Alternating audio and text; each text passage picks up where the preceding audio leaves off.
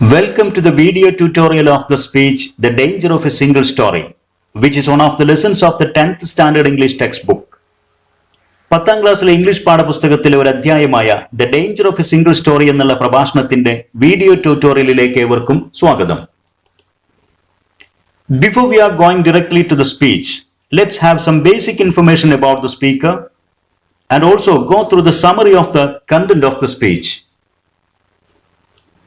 Chimamanda Ngozi Adichie was born on 15 September 1977 in Nigeria. നമ്മുടെ പ്രഭാഷക ഷിമമന്ദ എങ്കോസി അഡീഷി 1977 September 15 നൈജീരിയയിലാണ് ജനിച്ചത്. She had her education at the University of Nigeria and at the age of 19 she went to the United States to join Drexel University. Nigerian യൂണിവേഴ്സിറ്റിയിൽ വിദ്യാഭ്യാസം തുടങ്ങി തന്റെ 19ാമത്തെ വയസ്സിൽ ഉപരിപഠനത്തിന് വേണ്ടി American university ഡ്രെക്സലിലേക്ക് അവർ പുറപ്പെട്ടു. She is a very popular novelist, non-fiction writer and short story writer. വളരെ പ്രസിദ്ധയായ നോവലിസ്റ്റും കഥാകാരിയുമാണ് അഡിഷി. She started writing at the very early age of 7. വളരെ ചെറുപ്പത്തിൽ തന്റെ 7ാം വയസ്സിൽ എഴുത്തിന്റെ ലോകത്തേക്ക് കടന്നു വന്നവരാണ് അവർ. She is a well-known speaker too. The Danger of a Single Story is a popular speech made by Adichie. വളരെ പ്രസിദ്ധയായ ഒരു പ്രഭാഷക കൂടിയാണ് അഡിഷി. നമ്മുടെ അധ്യായം the danger of a single story എന്നുള്ളത് അവരുടെ വളരെ പോപ്പുലർ ആയിട്ടുള്ള ഒരു പ്രഭാഷണമാണ്. The Danger of a Single Story is a popular speech made by Adichie. This speech has become one of the top 10 most viewed TED Talks of all time. TED Talks എന്ന പേരിൽ അറിയപ്പെടുന്ന TED organisation സംഘടിപ്പിക്കുന്ന പ്രഭാഷണങ്ങളിൽ ഏറ്റവും കൂടുതൽ ആളുകൾ വീക്ഷിച്ച ആദ്യ 10 പ്രഭാഷണങ്ങളിൽ ഉൾപ്പെട്ട ഒന്നാണ് നമ്മുടെ അധ്യായമായ ഈ പ്രഭാഷണം. She has won many awards including Cain Prize for African Writing and the very prestigious Booker Prize. ഒട്ടനവധി പുരസ്കാരങ്ങൾ അഡീഷി നേടിക്കഴിഞ്ഞു. ആഫ്രിക്കൻ സാഹിത്യത്തിന് നൽകപ്പെടുന്ന കെയ്ൻ പ്രൈസ്, അതോടൊപ്പം തന്നെ വളരെ പ്രസിദ്ധമായ ബുക്കർ പ്രൈസ് അവാർഡ്, ഇതെല്ലാം അഡീഷി ഇതിനകം നേടിക്കഴിഞ്ഞിട്ടുണ്ട്. She continues the journey of her literary life with all its zest. അവര് തന്റെ സാഹിത്യ ജീവിതം അതിന്റെ ആവേശം ഒട്ടും ചോരാതെ അത് തുടർന്നുകൊണ്ടിരിക്കുന്നു. നമ്മുടെ ഈ അധ്യായം ഒരു ടെഡ് ടോക്ക് ആണെന്ന് നാം ഇതിനകം മനസ്സിലാക്കി കഴിഞ്ഞു. എന്താണ് ടെഡ് ടോക്ക് അഥവാ TED ഓർഗനൈസേഷൻ എന്നതിനെ കുറിച്ച് ഒരു ചെറു വിവരണത്തിലൂടെ നമുക്ക് മനസ്സിലാക്കാം. TED is a non-partisan and non-profit organization devoted to spreading ideas, usually in the form of short and powerful talks. TED എന്നുള്ള സംഘടന ഒരു നിസ്വാർത്ഥമായ ലാഭേച്ഛയില്ലാത്ത വിജ്ഞാന പ്രചരണങ്ങൾക്ക് വേണ്ടിയിട്ട് പ്രവർത്തിക്കുന്ന ഒരു സംഘടനയാണ്. ആ സംഘടന ലോകത്ത് വിജ്ഞാനം പ്രചരിപ്പിക്കുന്നത് in the form of short and powerful talks, വളരെ ചെറുതും വളരെ ശക്തവുമായ പ്രഭാഷണങ്ങളുടെ രൂപത്തിലാണ്. TED began in 1984 as a conference where technology, entertainment and design brought together on a single platform. 1984 ഈ സംഘടന രൂപം കൊള്ളുമ്പോൾ ടെക്നോളജി, എന്റർടൈൻമെന്റ്, ഡിസൈൻ ഈ 3 വിഷയങ്ങളെക്കുറിച്ച് പുതിയ അറിവുകൾ ലോകത്തിന് പകരുന്നതിന് വേണ്ടിയിട്ടുള്ള പ്രഭാഷണങ്ങൾ സംഘടിപ്പിക്കുക എന്ന ഉദ്ദേശത്തിലായിരുന്നു അത് തുടക്കം കുറിച്ചത്. And today it covers almost all topics. എന്നാൽ ഇന്ന് ഈ സംഘടന വിജ്ഞാനത്തിന്റെ എല്ലാ മേഖലകളെക്കുറിച്ചും പ്രഭാഷണങ്ങൾ സംഘടിപ്പിച്ച് ലോകത്ത് പ്രചരിപ്പിക്കുന്നു. From science to business to global issues, ശാസ്ത്രം, വാണിജ്യം, ആഗോള പ്രശ്നങ്ങൾ എന്നതിനെക്കുറിച്ചൊക്കെ ടെഡ് ടോക്കുകൾ ഇന്ന് ലഭ്യമാണ്. ഇൻ മോർ ദാൻ 110 ലാംഗ്വേജസ്, അതും 110ലധികം ഭാഷകളിൽ ഈ സംഭാഷണങ്ങൾ അതല്ലെങ്കിൽ പ്രഭാഷണങ്ങൾ ലഭ്യമാണ് എന്നർത്ഥം. ഇനി നമുക്ക് the danger of a single story എന്നുള്ള ഈ ടൈറ്റിലിന്റെ പ്രത്യേകത എന്താണെന്ന് ഒന്ന് പരിശോധിക്കാം. What does that title mean? എന്താണ് ആ ടൈറ്റിൽ കൊണ്ട് ഉദ്ദേശിക്കുന്നത്? The danger of a single story, it means to have a single piece of information about people, things, nation etcetera and to make judgement about them based on that limited knowledge. The people or thing whom we judge will have many aspects, sides and qualities which we do not know of. In such a scenario, making assessments or judgments with a limited piece of knowledge about something will most often be wrong. That's dangerous. The danger of a single story എന്നുള്ള title കൊണ്ട് ഉദ്ദേശിക്കുന്നത് നമുക്കുള്ള പരിമിതമായ അറിവ് വെച്ചുകൊണ്ട് നാം വ്യക്തികളെ, വസ്തുക്കളെ, രാജ്യങ്ങളെയൊക്കെ വിലയിരുത്തുന്നു. ഇത്തരം സന്ദർഭങ്ങളിൽ നാം വിലയിരുത്തുന്ന വ്യക്തികൾക്കും വസ്തുക്കൾക്കും രാജ്യങ്ങൾക്കുമൊക്കെ നാം അറിയാതെ പോകുന്ന ഒരുപാട് ഗുണങ്ങളും ഭാവങ്ങളും വശങ്ങളുമുണ്ട്. അങ്ങനെയുള്ള പൂർണ്ണമായ അറിവില്ലാതെ നാം നടത്തുന്ന നിഗമനങ്ങളും വിലയിരുത്തലുകളും മിക്കപ്പോഴും തെറ്റായിരിക്കും എന്നതാണ് സിംഗിൾ സ്റ്റോറികളുടെ അപകടം എന്നതുകൊണ്ട് ഉദ്ദേശിക്കുന്നത്. Now, let's go through the lines of the speech. ഇതൊരു സ്പീച്ച് ആണെങ്കിലും ഒരു നറേഷൻ പോലെയാണ് അതിന്റെ തുടക്കം. I am a storyteller. ഞാനൊരു കഥ പറച്ചിലുകാരിയാണ്. And I would like to tell you a few personal stories. ഞാൻ ചില അനുഭവ കഥകൾ, വ്യക്തിപരമായ കഥകൾ പറയാനാണ് ഞാൻ ആഗ്രഹിക്കുന്നത്. About what I like to call the danger of a single story. The danger of a single story എന്ന് ഞാൻ വിളിക്കാൻ ആഗ്രഹിക്കുന്ന ചില കാര്യങ്ങളെക്കുറിച്ച്. എന്നിട്ട് തുടർന്ന് പറയുന്നു, I grew up on a university campus in eastern Nigeria. കിഴക്കൻ നൈജീരിയയിലെ ഒരു യൂണിവേഴ്സിറ്റി ക്യാമ്പസിലാണ് ഞാൻ വളർന്നത്. My mother says that I started reading at the age of 2. എൻ്റെ അമ്മ പറയാറുണ്ട് ഞാൻ 2-ാം വയസ്സിൽ തന്നെ വായന തുടങ്ങി എന്നുള്ളത്. Although I think it probably happened when I was 4. എങ്കിലും ഞാൻ വിശ്വസിക്കുന്നത്, ഞാൻ കരുതുന്നത് അതൊരു പക്ഷെ സംഭവിച്ചിരിക്കുന്നത് എൻ്റെ 4-ാം വയസ്സിൽ ആയിരിക്കുമെന്നാണ്. ഇവിടെ അമ്മ കളവ് പറഞ്ഞു എന്നല്ല നാം മനസ്സിലാക്കേണ്ടത്. ഏതൊരമ്മക്കും തൻ്റെ കുഞ്ഞിനോട് വാത്സല്യം കൂടുമ്പോൾ അവരെക്കുറിച്ച് ഒന്ന് ഉയർത്തി പറയാനും ഒന്ന് പൊക്കി പറയാനും അവരെക്കുറിച്ച് നല്ല അഭിമാനത്തോടു കൂടി സംസാരിക്കുവാനുമുള്ള ഒരു പ്രവണത സ്വാഭാവികമാണ്. അതുകൊണ്ട് അമ്മയുടെ ആ സ്നേഹവും മക്കളെക്കുറിച്ചുള്ള അഭിമാന ബോധവുമാണ് ഇവിടെ കാണിക്കുന്നത് എന്ന് മനസ്സിലാക്കിയാൽ മതി. So I was an early reader. എന്തായാലും ഞാൻ വളരെ ചെറുപ്പത്തിൽ വായന തുടങ്ങിയ ഒരു വായനക്കാരിയായിരുന്നു.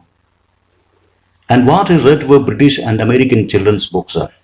ഞാൻ വായിച്ചത് മുഴുവനും അമേരിക്കൻ, ബ്രിട്ടീഷ് ബാലസാഹിത്യ പുസ്തകങ്ങളായിരുന്നു. ഇതാണ് ആദ്യ പാസേജിൽ പറയുന്നത്. I was also an early writer. And when I began to write at about the age of 7, stories in pencil with crayon illustrations that my poor mother was obliged to read, I wrote exactly the kind of stories I was reading. ഞാൻ ചെറുപ്പത്തിൽ എഴുത്തിന്റെ ലോകത്തേക്ക് വന്ന ഒരു എഴുത്തുകാരി കൂടിയായിരുന്നു. ഞാൻ ഏകദേശം എൻ്റെ 7-ാമത്തെ വയസ്സിൽ എഴുതാൻ തുടങ്ങിയിട്ടുണ്ടായിരുന്നു.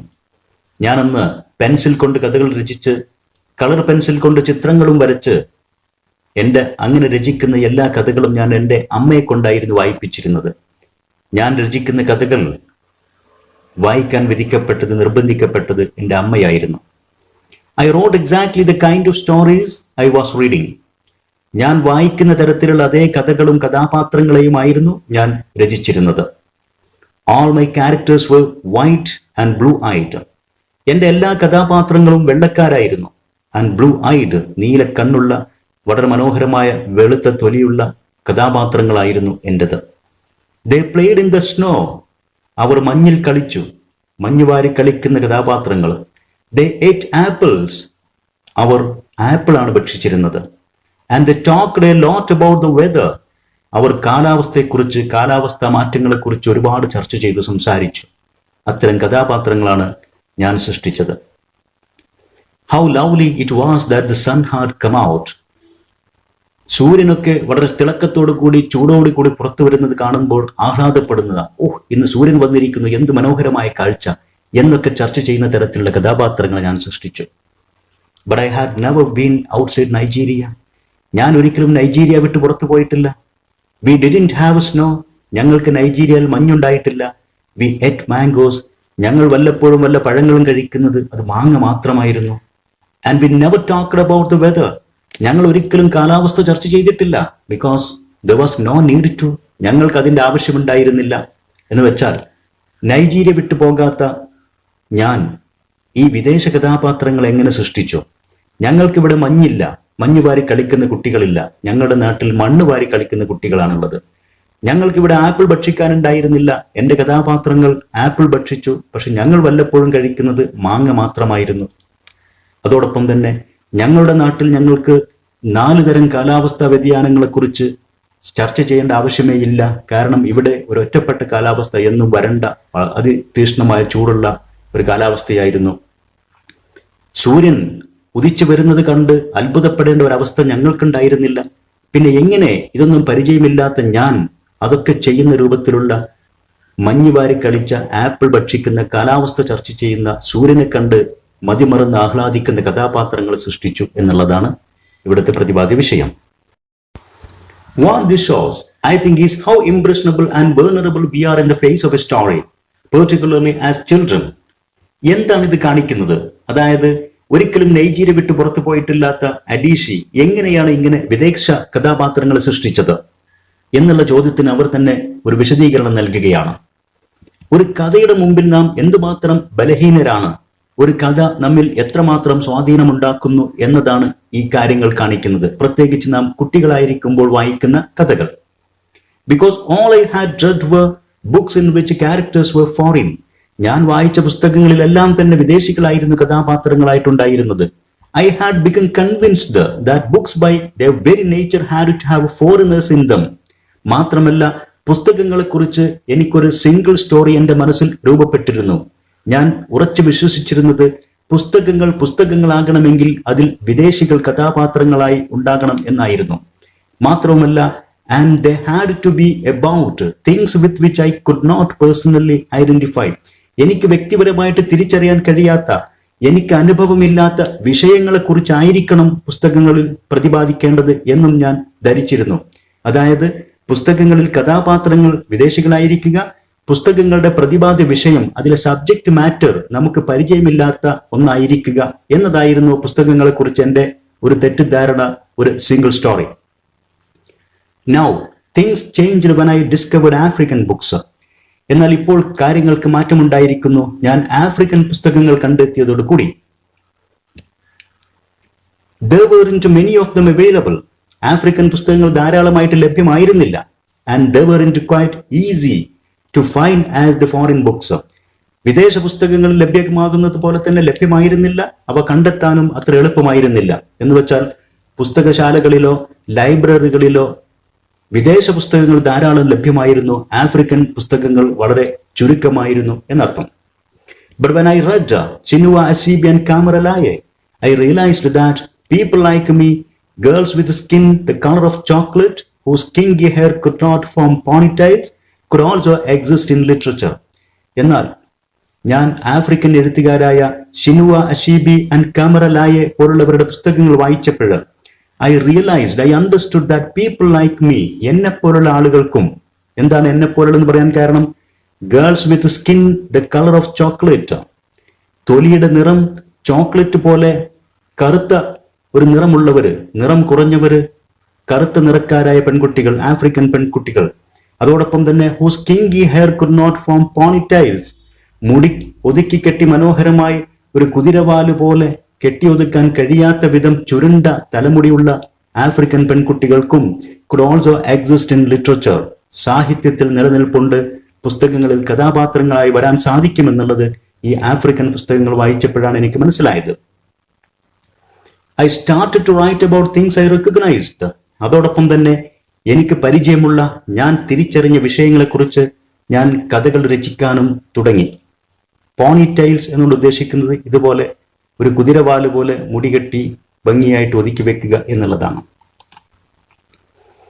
I loved the American and British books I read. ഞാൻ വായിച്ച അമേരിക്കൻ ബ്രിട്ടീഷ് പുസ്തകങ്ങൾ ഞാൻ വളരെയധികം ഇഷ്ടപ്പെട്ടിരുന്നു. അതിനൊരു കാരണമുണ്ട്. They stirred my imagination and opened up new worlds for me. അവയാണ് യഥാർത്ഥത്തിൽ എൻ്റെ ഭാവനയുടെ ലോകം എനിക്ക് തുറന്നു തന്നതും എൻ്റെ ഭാവനയെ ഉണർത്തിയതും. They stirred my imagination, അവ എൻ്റെ ഭാവനയെ ഉണർത്തി, and opened up new worlds for me.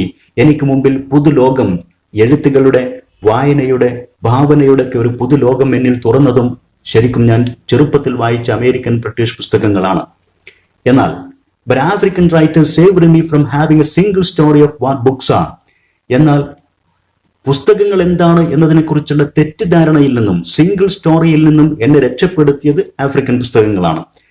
അതായത് പുസ്തകങ്ങൾ പുസ്തകങ്ങളാകണമെങ്കിൽ അതിൽ വിദേശ കഥാപാത്രങ്ങൾ ഉണ്ടായിരിക്കണം, അതിലെ പ്രതിപാദ്യ വിഷയം നമുക്ക് പരിചയമില്ലാത്തതായിരിക്കണം എന്നുള്ള ഒരു സിംഗിൾ സ്റ്റോറിയായിരുന്നു എനിക്ക് ആദ്യം ഉണ്ടായിരുന്നത്. പിന്നീട് ഞാൻ ആഫ്രിക്കൻ പുസ്തകങ്ങൾ വായിച്ചപ്പോഴാണ് എന്നെപ്പോലെ ആഫ്രിക്കൻ പെൺകുട്ടികൾക്കും കറുത്ത തൊലിയുള്ള ചുരുളൻ മുടിയുള്ള പെൺകുട്ടികൾക്കും കഥാപാത്രങ്ങളാകാം എന്നുള്ള യാഥാർത്ഥ്യ ബോധം പിന്നീട് ആഫ്രിക്കൻ പുസ്തകങ്ങൾ വായിച്ചപ്പോഴാണ് എനിക്കുണ്ടായത് എന്നർത്ഥം. I come from a conventional middle class Nigerian family. ഞാനൊരു ഇടത്തരം പുരാതന നൈജീരിയൻ കുടുംബത്തിൽ നിന്നാണ് വരുന്നത്. My father was a professor. എന്റെ പിതാവ് ഒരു യൂണിവേഴ്സിറ്റി അധ്യാപകനായിരുന്നു. And my mother was an administrator. എന്റെ അമ്മ ഒരു അഡ്മിനിസ്ട്രേറ്റർ, ഒരു മാനേജർ പദവിയിൽ ജോലിയുള്ള ഉദ്യോഗസ്ഥയായിരുന്നു. And so we had as was the നോം ലിവ് ഇൻ ഡൊമസ്റ്റിക് ഹെൽപ്പ്. അതുകൊണ്ട് തന്നെ രക്ഷിതാക്കൾ ഉദ്യോഗസ്ഥരായിരിക്കുമ്പോൾ ഒരു വീട്ടുവേലക്കാരൻ എന്നുള്ള രൂപത്തിൽ, ഒരു പതിവ് രൂപത്തിൽ ഞങ്ങൾക്കും ഒരു ഡൊമസ്റ്റിക് ഹെൽപ്പ്, ഒരു വീട്ടുവേലക്കാരൻ ഉണ്ടായിരുന്നു. ലിവ് ഇൻ ഡൊമസ്റ്റിക് ഹെൽപ്പ്, ഞങ്ങളോടൊപ്പം താമസിക്കുന്ന. Who would often come from nearby rural villages. അവരൊക്കെ സാധാരണമായിട്ട് വരുന്നത്, ഇത്തരം വേലക്കാർ വരുന്നത് അടുത്തുള്ള ഗ്രാമപ്രദേശങ്ങളിൽ നിന്നൊക്കെയാണ്. അത്തരത്തിൽ ഒരു വേലക്കാരൻ ഞങ്ങൾക്കും ഉണ്ടായിരുന്നു. So the year I turned 8, അങ്ങനെ എനിക്ക് 8 വയസ്സ് പ്രായമായപ്പോൾ we got a new house boy. ഞങ്ങൾക്കൊരു പുതിയ വേലക്കാരൻ കുട്ടി വന്നു. His name was Fide. അവന്റെ പേര് ഫിഡെ എന്നായിരുന്നു. The only thing my mother told us about him was that his family was very poor. എന്റെ അമ്മ ഈ ഫിഡയെ കുറിച്ച് ഞങ്ങൾക്ക് പറഞ്ഞു തന്നിരുന്ന ഏക കാര്യം അവന്റെ കുടുംബം വളരെ പാവപ്പെട്ടതാണ് എന്നതായിരുന്നു. My mother sent yams and rice and our old clothes to his family.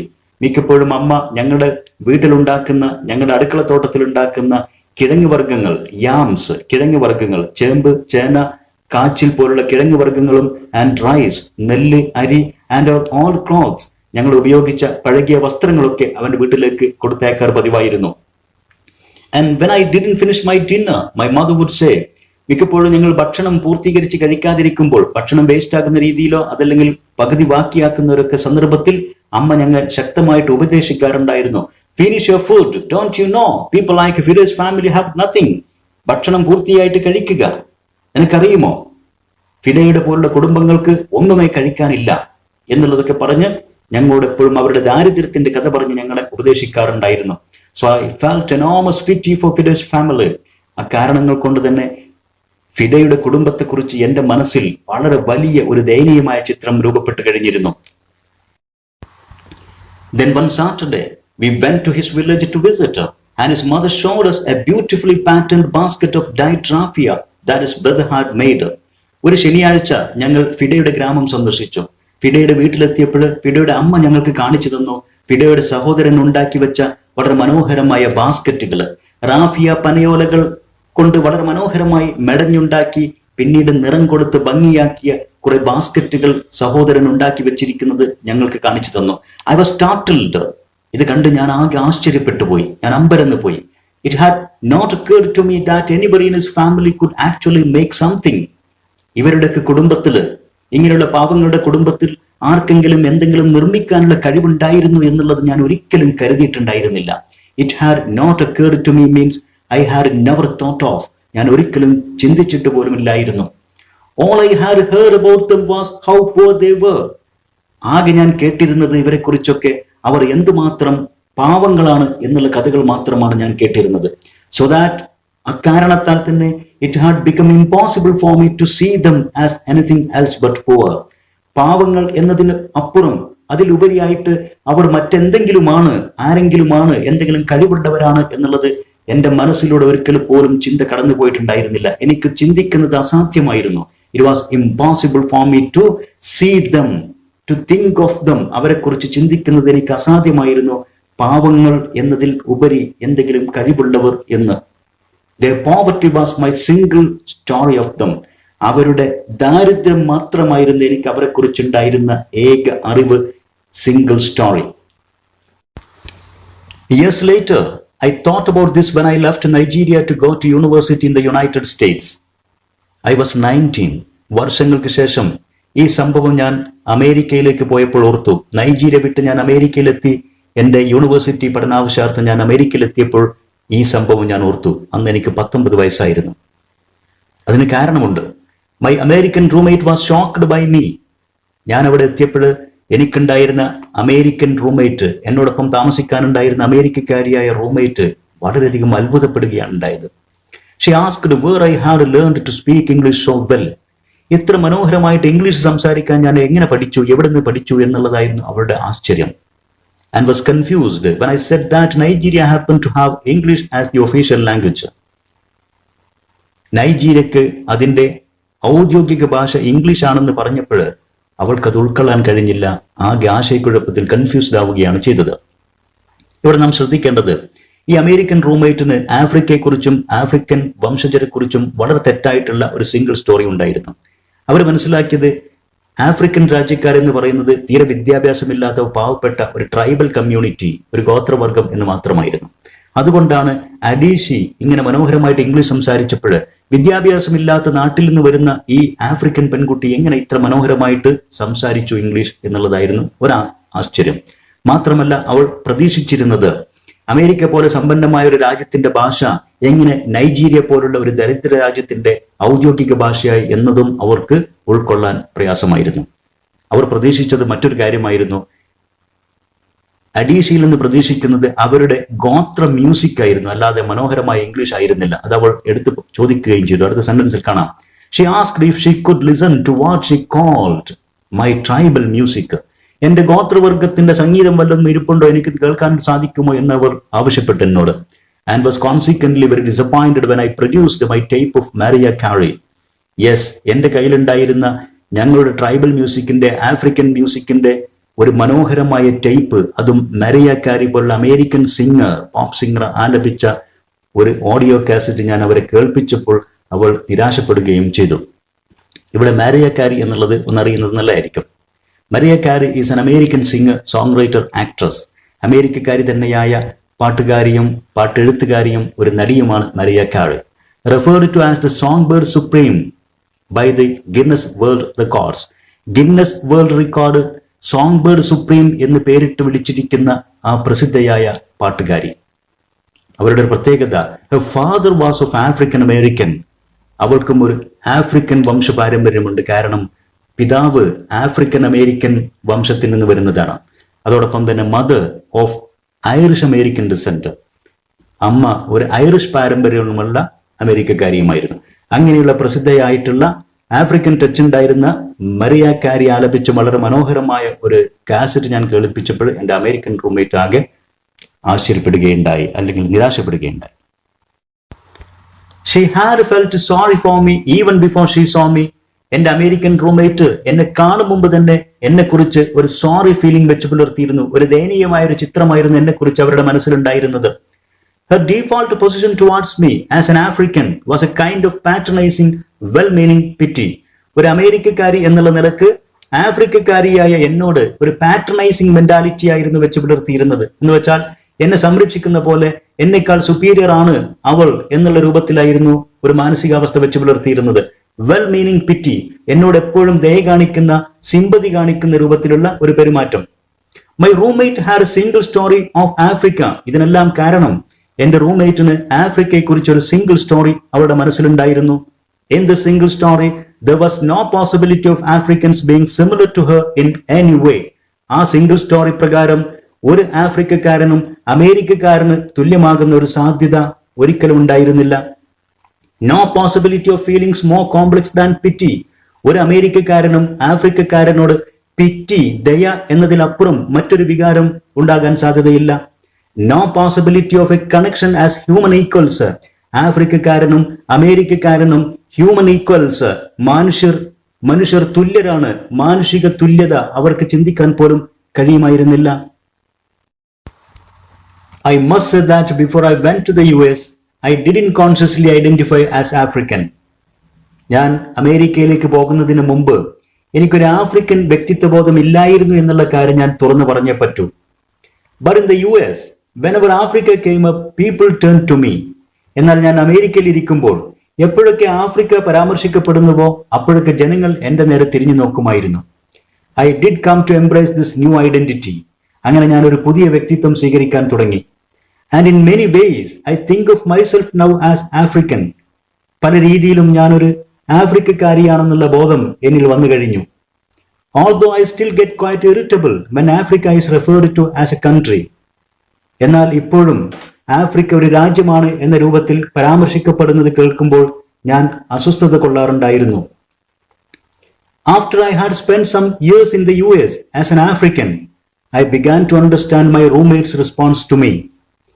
ഒരു ആഫ്രിക്കക്കാരി എന്നുള്ള നിലയിൽ കുറച്ച് വർഷങ്ങൾ ഞാൻ അമേരിക്കയിൽ താമസിച്ച് കഴിഞ്ഞപ്പോഴാണ് എൻ്റെ അമേരിക്കൻ റൂംമേറ്റിന് എന്നോടുണ്ടായിരുന്ന മാനസികാവസ്ഥ എന്തായിരുന്നു എന്നുള്ളത്, അതിന്റെ കാരണം എന്തായിരുന്നു എന്നുള്ളത് എനിക്ക് ബോധ്യപ്പെടാൻ തുടങ്ങിയത്. If I had not grown up in Nigeria and if all I knew about Africa were from popular images, I too would think that Africa was a place of beautiful landscapes, beautiful animals, and incomprehensible people unable to speak for themselves and waiting to be saved by a kind white foreigner. ഞാൻ നൈജീരിയയിൽ ജനിച്ചു വളർന്നിട്ടില്ലായിരുന്നുവെങ്കിൽ, ആഫ്രിക്കയെക്കുറിച്ച് ഞാൻ മനസ്സിലാക്കുന്നത് ആഫ്രിക്കയെക്കുറിച്ച് നിലവിലുള്ള ചില ചിത്രീകരണങ്ങളിൽ നിന്ന് മാത്രമായിരുന്നെങ്കിൽ ഞാനും കരുതുമായിരുന്നു Africa എന്നത് മനോഹരമായ ഭൂപ്രകൃതിയുള്ള, മനോഹരമായ മൃഗങ്ങളുള്ള ഒരു രാജ്യം മാത്രമാണെന്നും അതോടൊപ്പം സ്വന്തം കാര്യങ്ങൾ പറയാനും ചെയ്യാനും കഴിവില്ലാത്ത, മറ്റുള്ളവർക്ക് മനസ്സിലാക്കാൻ കഴിയാത്ത ഏതെങ്കിലും ദയാലുവായ ഒരു വെള്ളക്കാരൻ വിദേശിയുടെ സഹായം കാത്തുകഴിയുന്ന കുറെ മനുഷ്യരുടെ രാജ്യമാണെന്നും ആഫ്രിക്കയെക്കുറിച്ച് ഞാനും കരുതുമായിരുന്നു. I would see Africans in the same way that I as a child had seen Fide's family. ചെറുപ്പത്തിൽ ഞാൻ ഫിഡയുടെ കുടുംബത്തെ എങ്ങനെയാണോ കണ്ടിരുന്നത് അതുപോലെ ആഫ്രിക്കയെ ഞാനും കാണുമായിരുന്നു. I began to realize that my American roommate must have throughout her life seen and heard different versions of this single story. എൻ്റെ American roommate അവൾക്ക് ആഫ്രിക്കയെക്കുറിച്ചുണ്ടായിരുന്ന സിംഗിൾ സ്റ്റോറിയുടെ വ്യത്യസ്ത വേർഷൻസ് അഥവാ വ്യാഖ്യാനങ്ങൾ തന്നെയാണ് ജീവിതകാലം മുഴുവൻ വച്ചു പുലർത്തിയിരുന്നത് എന്ന് എനിക്ക് മനസ്സിലായി. A professor once told me that my novel was not authentically African. ഒരു പ്രൊഫസർ, എൻ്റെ അധ്യാപകൻ, ഒരിക്കൽ എന്നോട് പറയുകയുണ്ടായി, എൻ്റെ നോവൽ തീർത്തും ആഫ്രിക്കൻ ഒതന്റിസിറ്റി ഉള്ളതല്ല, ആഫ്രിക്കൻ തനിമ നിറഞ്ഞതല്ല എന്ന് പറഞ്ഞു. I did not know what African authenticity was. എന്താണ് ഈ ആഫ്രിക്കൻ ഒതന്റിസിറ്റി അഥവാ ആഫ്രിക്കൻ തനിമ എന്നുള്ളത് എനിക്ക് അറിവില്ലായിരുന്നു. The professor told me that my characters were too much like him, an educated and middle class man. അദ്ദേഹം എനിക്ക് വിശദീകരിച്ചു തന്നു, എന്റെ കഥാപാത്രങ്ങളെല്ലാം തന്നെ അദ്ദേഹത്തെ പോലെ വിദ്യാസമ്പന്നനും ഇടത്തരക്കാരനും ആയിരുന്നു എന്നുള്ളത്. സാമ്പത്തികമായിട്ട് അത്യാവശ്യമൊക്കെ ഉന്നതിയിലുള്ള വിദ്യാഭ്യാസമുള്ള അദ്ദേഹത്തെ പോലുള്ള കഥാപാത്രങ്ങളെയാണ് ഞാൻ ഉണ്ടാക്കിയിരിക്കുന്നത് എന്ന് അദ്ദേഹം കുറ്റപ്പെടുത്തുന്ന രൂപത്തിൽ പറഞ്ഞു. My characters drove cars. എന്റെ കഥാപാത്രങ്ങൾ വാഹനം ഓടിച്ചു. they were not starving. അവർ പട്ടിണി കിടക്കുന്ന പാവങ്ങളായിരുന്നില്ല. therefore they were not authentically African. അദ്ദേഹത്തിന്റെ ഭാഷയിൽ. അതുകൊണ്ട് തന്നെ എന്റെ കഥാപാത്രങ്ങൾ ആഫ്രിക്കൻ തനിമ നിറഞ്ഞതായിരുന്നില്ല. ആഫ്രിക്കൻ തനിമ എന്നുള്ളത് ആ പ്രൊഫസർ ധരിച്ചു വെച്ചിരുന്നത് കാറില്ലാത്ത, പണമില്ലാത്ത, ഭക്ഷണം കഴിക്കാത്ത, പാവപ്പെട്ടവരായിട്ടുള്ള, വിദ്യാഭ്യാസമില്ലാത്ത ഒരു വിഭാഗം ജനങ്ങളാണ് ആഫ്രിക്കക്കാര്. അതുകൊണ്ട് ആഫ്രിക്കൻ കഥാപാത്രങ്ങളും അത്തരത്തിലായിരിക്കണം എന്നായിരുന്നു ആ പ്രൊഫസർ ധരിച്ചു വെച്ചിരുന്നത്. When I learned some years ago that writers were expected to have had really unhappy childhoods to be successful, എനിക്ക് കുറച്ചു കാലം മുമ്പ് തെറ്റായ ഒരു ധാരണ എൻ്റെ മനസ്സിലുണ്ടായിരുന്നു. മറ്റൊരു സിംഗിൾ സ്റ്റോറി പോലെ എഴുത്തുകാർ അവരുടെ ജീവിതത്തിൽ വിജയിക്കണമെന്നുണ്ടെങ്കിൽ അവർക്ക് അൺഹാപ്പി ചൈൽഡ്ഹുഡ്, സന്തോഷമില്ലാത്ത കുട്ടിക്കാലം, ദുഃഖപൂർണമായ കുട്ടിക്കാലം ഉണ്ടായിരിക്കണം എന്നുള്ള ഒരു ധാരണ എനിക്കുണ്ടായിരുന്നു. I began to think about how I could invent horrible things my parents had done to me. അതുകൊണ്ട് തന്നെ എന്റെ രക്ഷിതാക്കൾ എന്റെ ചെറുപ്പകാലവും അൺഹാപ്പി ആക്കുന്ന തരം മോശമായ, ഭീകരമായ ഹൊറിബിൾ തിങ്സ് എന്തെങ്കിലും ചെയ്തിരുന്നുവോ എന്നത് കണ്ടെത്തുന്നതിനെ കുറിച്ച് പോലും ഞാൻ ചിന്തിച്ചിരുന്നു. But the truth is that I had a very happy childhood. എന്നാൽ സത്യം മറിച്ചായിരുന്നു. എന്റെ കുട്ടിക്കാലം പൂർണ്ണമായും ഹാപ്പി ചൈൽഡ്ഹുഡ് ആയിരുന്നു എനിക്കുണ്ടായിരുന്നത്. വളരെ സന്തോഷപൂർണമായ ഒരു കുട്ടിക്കാലമായിരുന്നു എനിക്കുണ്ടായിരുന്നത്. Full of laughter and love. സ്നേഹവും സന്തോഷവും ചിരിയും കളിയും നിറഞ്ഞ ഒരു കുട്ടിക്കാലം. In a very close knit family. എല്ലാവരും ഒത്തൊരുമിച്ച് വളരെ കെട്ടുറപ്പോടുകൂടി നിൽക്കുന്ന ഒരു കുടുംബത്തിലെ സന്തോഷം നിറഞ്ഞ കുട്ടിക്കാലമായിരുന്നു എനിക്കുണ്ടായിരുന്നത്. But I also had grandfathers who died in refugee camps. My cousin Polly died because he could not get adequate health care. One of my closest friends, Oklahoma, died in a plane crash because our fire trucks did not have water. I grew up under repressive military governments that devalued education. so that sometimes my parents were not paid their salaries. എൻ്റെ കുട്ടിക്കാലം happy childhood ആയിരുന്നു, വളരെ സന്തോഷപ്രദമായിരുന്നു എന്ന് പറഞ്ഞ അഡീഷി പറയുന്നു, ജീവിതത്തിൽ എനിക്ക് ഒരുപാട് പ്രയാസങ്ങൾ വേറെ അനുഭവിക്കേണ്ടി വന്നിട്ടുണ്ട്. എൻ്റെ കുട്ടിക്കാലം സന്തോഷപ്രദമായിരുന്നു എന്നതിനർത്ഥം നൈജീരിയയിലെ ജീവിതം എപ്പോഴും സന്തോഷം നിറഞ്ഞതായിരുന്നു, താനോ തൻ്റെ കുടുംബാംഗങ്ങൾക്കോ മറ്റു പ്രയാസങ്ങളില്ലായിരുന്നു എന്നതിനർത്ഥമില്ല എന്ന് സമർത്ഥിക്കുന്നതാണ് ഈ ഭാഗം. അവർ പറയുന്നു, I had grandfathers who died in refugee camps. അഭയാർത്ഥി കേന്ദ്രങ്ങളിൽപ്പെട്ടാണ്, അവിടെ കിടന്നാണ് എൻ്റെ ഗ്രാൻഡ് ഫാദേഴ്സ് മരിക്കുന്നത്. My cousin Polly died. എൻ്റെ കസിൻ പോളി മരിച്ചത് because he could not get adequate health care. വേണ്ടത്ര ചികിത്സ ലഭിക്കാതെയാണ് മരണപ്പെട്ടത്. രാജ്യത്തിന്റെ പിന്നാക്കാവസ്ഥയെ സൂചിപ്പിക്കുന്ന ഭാഗങ്ങളാണ് ഇതൊക്കെ. One of my closest friends Okoloma died in a plane crash. ഒരു വിമാന ദുരന്തത്തിൽപ്പെട്ടാണ് എൻ്റെ ഏറ്റവും അടുത്ത കൂട്ടുകാരിൽ ഒരാളായ ഓക്ലോമ മരണപ്പെട്ടത്. ആ മരണം ഒഴിവാക്കപ്പെടുമായിരുന്നു, പക്ഷേ ഇവിടെ വെള്ളമില്ലാത്ത കാരണത്താൽ, വിമാനം കത്തി അമരുമ്പോൾ തീയണക്കാൻ വെള്ളമില്ലാത്ത കാരണത്താൽ ആ മരണം സംഭവിച്ചു. ബിക്കോസ് അവർ fire trucks did not have water. Fire എഞ്ചിനുകൾ പ്രവർത്തിക്കേണ്ടിടത്ത് ഫയർ ട്രക്കുകളിൽ വെള്ളം ഉണ്ടായിരുന്നില്ല തീയണക്കുന്നതിന് വേണ്ടി. I grew up under repressive military governments. ഞങ്ങളുടെ നാട് ഭരിച്ചിരുന്നത്, ഞങ്ങളുടെ രാജ്യം ഭരിച്ചിരുന്ന ഗവൺമെന്റിന്റെ പോരായ്മ, ശക്തമായ അടിച്ചമർത്തുന്ന മിലിറ്ററി പട്ടാള ഗവൺമെന്റ് ആയിരുന്നു ഉണ്ടായിരുന്നത്. That devalued education. വിദ്യാഭ്യാസത്തിന് വേണ്ടത്ര വില കൽപ്പിക്കാത്ത ഒരു ഗവൺമെന്റ് ആയിരുന്നു അത്. സോ ദാറ്റ് സംടൈംസ്, അക്കാരണത്താൽ തന്നെ മിക്കപ്പോഴും my parents were not paid their salaries.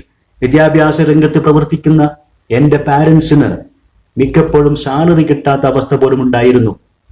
All of these stories make me who I am. But to insist on only these negative stories is to flatten my experience and to overlook the many other stories that formed me. ഈ വിശദീകരിച്ച കഥകളെല്ലാം തന്നെയാണ് ഞാൻ എന്നുള്ള വ്യക്തിയെ സൃഷ്ടിക്കുന്നത്. എന്നാൽ ഈ നെഗറ്റീവ് കഥകൾ മാത്രം പറഞ്ഞു നിന്നാൽ അതെന്റെ ജീവിതാനുഭവങ്ങളെ ചെറുതാക്കുന്നതും ഞാൻ എന്നുള്ള വ്യക്തിയെ രൂപപ്പെടുത്തുന്നതിൽ പ്രധാന പങ്ക് വഹിച്ച ഒട്ടനവധി പോസിറ്റീവ് കഥകളെ അവഗണിക്കലും ആയി പോകും.